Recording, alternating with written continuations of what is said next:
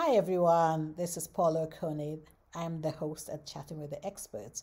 And my guest today, Lucie Matsouaka, and I just finished recording our podcast.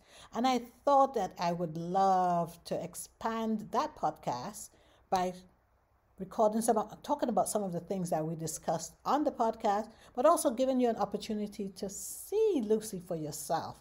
I mean, she's been such an impressive young lady. To me, she's very young. She may say, "Oh no, I'm not that young," but to me, she's a baby. And she really did touch my heart with a lot of things that she spoke about on the podcast. But one thing that she said, and I'd like her to expand a little bit, I'd like you to expand a little bit on, is how your mindset was changed by reading books. So, Lucie, I'll let you introduce yourself briefly, where you're from, where you live now, and then let's talk about that mindset. Wow, thank you so much. And I'm grateful that we had such a great conversation earlier. And yeah, my name is Lucie Matsouaka. I was born in a country called Cameroon, that is in Central Africa. I came to the US a little bit over 18 years ago. I live now in Cary, North Carolina, after living in Boston for 11 years. And yes, and I ran away from the cold. Let's just put it that way. Yes, Wise I woman. am. I know. I'm from a tropical weather, so I just couldn't stand it anymore. Yes, I my work is mostly. I'm actually a career coach, but I'm also a youth leadership coach. I These days I work mostly with young people in organizations that take care of youth.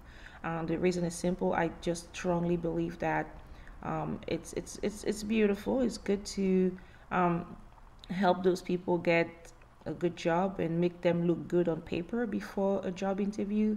But after that, then what?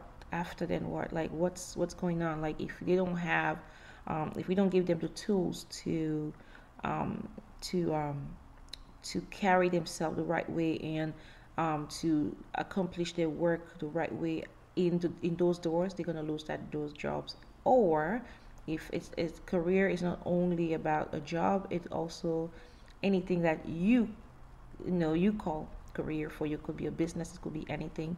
And I feel like the mistake that we make is if we just focus on helping people get into those doors, and we don't give them what it takes to stay and remain in that business and be successful and all that good stuff, unfortunately they're going to lose those opportunities or lose those clients and customers, and that's what it is. So that's the reason why I stepped in and I decided to work on that.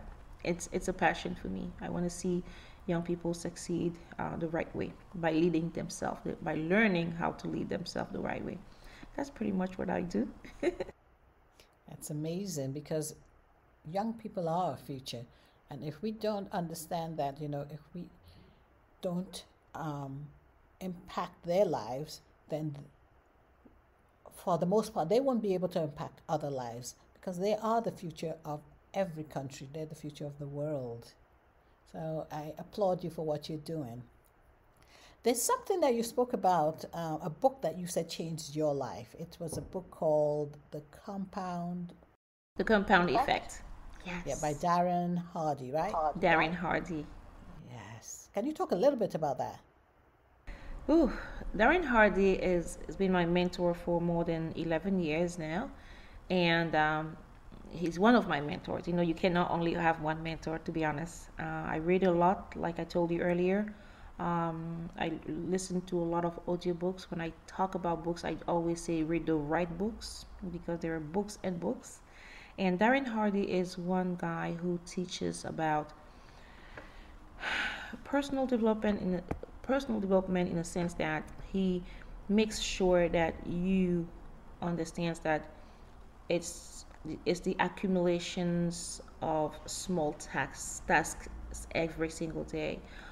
We are the sum total of all the decisions that we make in our lives every single day. We are the sum total of the choices we make every single day. And he teaches that in that book, and When I read that for the first time, it blew my mind. I was shocked because I used to believe that my success depended on my parents or something, or maybe my friends. I used to think if I have the right friends, or if I have the right support, or if I have people who like me, if I'm friend with that person who's successful and everything, or maybe it's gonna be okay. No, it depends. It comes down to you and the choices that you make, because some people have the right connections but they fail still. You know that, right? It's so That funny is how so. I've seen some people who have the right connections, like they have friends who are in great positions, but unfortunately they complain that those friends don't help them get to the next level in their lives. But what they don't understand is those friends who are in great positions unfortunately cannot help them because they have nothing to offer. It's just like they have nothing that those people can take to help them get to the next level, unfortunately. So you got to work on yourself. You have to grow yourself. You have to be able to work that behind the scenes, so that by the time someone says, "Hey, wait a minute, I see you do this thing. How can I help you propel? Well, how can I help you get to the next level? Oh, maybe I know this person who can actually help you do it." By the way, what are we even talking about? How did I meet you, Paula? Oh my God, I was about to say it, but here is I just had goosebumps just thinking about it. How did I meet you? I gotta tell you something real From quick. I which remember account? now. Here's the thing. You see this book? This book is a book that I'm sorry. This book is a book that actually was published recently. I'm actually one of the people who are featured in it, and a lady reached out to me. We're friends, and I support her on Facebook. She supports me on Facebook. We were a part of an anthology before, and when she saw that book, she was so thrilled that she inboxed me and said, "Wait a minute, I know someone who has a podcast who would love to have you on her show," and that was you, Paula. You understand what I'm talking about? I just had goosebumps just thinking about it. I didn't realize that it was this, but this is it. Like, and Yes. here we are today. And I know if I didn't have that product, or that if I didn't have the opportunity to be in this book, I was not gonna be on this show. Yeah. Yep. And if I didn't have that, what should I say, almost like luck, being an immigrant woman, looking to speak to immigrant women like me, I wouldn't have been singled out to speak with you. And just hearing your story and just hearing about the way you're making an impact on the world, especially through the young people, gives me goosebumps because, I mean, the children are our future. Once we start realizing that more and more and realizing the impact we are having in our lives, we realize also that what we put into ourselves is what we can give to them. And so we need to be, very careful about what we are doing and the way we are empowering ourselves, because you can't give what you don't have, you know? Yes, you cannot give what you don't have. I also tell parents when I have some conversations with parents. Sometimes when I'm invited to speak, there is one thing that I always tell parents. I say, give them what you wish you had. In a sense, I'm not talking about materialistic stuff. I'm not talking about money. I'm not talking about toys. I'm not talking about, all that. I'm talking about the knowledge that you wish you had earlier growing up. I'm talking about the opportunities that you wish you had growing up that you didn't have. Create those for your kids. And that's what I do. And I strongly believe that we can, we will, not we can, we will have a better future if we focus on those young people right now, because they kind of feel lost. They feel lost because there's so many distractions that we didn't have growing up.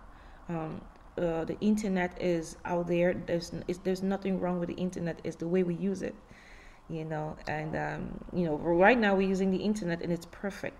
It's for a good purpose.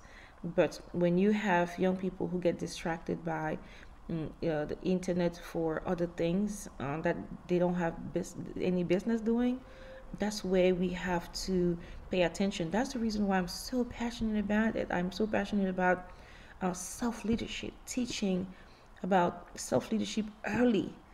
People think that if they wait for when those young adults become when they get ready to get a job or get into the professional life, that's when we're supposed to teach them those things. I disagree strongly. I'm like, no, it's too late. Actually, at that point, it's too late, because that's actually one of the reasons why I'm having a hard time working with adults, because they have their mindsets set already. It's hard to change them. They're stubborn. Adults are so stubborn. It's hard. you know It's hard. um it's hard. But when you get a young person who is 13, 14, 15, 16, 17, or between 13 to 25 years old, this is the age group that I'm so passionate about, because I feel like this people think they're difficult, but I just believe that just they're very curious.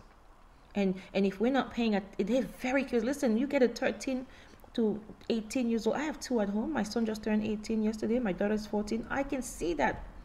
I mean, you're a parent too. You understand those things. This is the Yeah. age group where we call them difficult, we call them this, and we call them. They're just curious and they want to learn. And if we don't focus on them at that moment, unfortunately, it's not gonna be what it's gonna be. They're gonna mess up in their lives, and we're gonna have those type of adults who go to the marketplace and they don't know what they're doing and they do things the wrong way, and we complain. Lucy, that's why I have enjoyed having you on my podcast and now having you here on the video, because you're a woman of deep, deep understanding about young people, but there's a lot of wisdom that comes from you. But thank you so much. I know that this is not the norm in terms of I'm a podcaster, but I also believe that we can learn every day and we can learn in different ways. And so that's why I wanted the world to see Lucy and hear about that. See her, put a face to the voice after you listen to the podcast, or even before you listen to the podcast. If you listen to this, I invite you or implore you to go listen to what she has to say. She is one amazing woman. Thank you again, Lucy, for coming on to Chatting with the Thank Experts. you so much for having me. It has been incredibly amazing. I've grown, I've learned. Like you have said, you learn every day, and so do I. Thank you.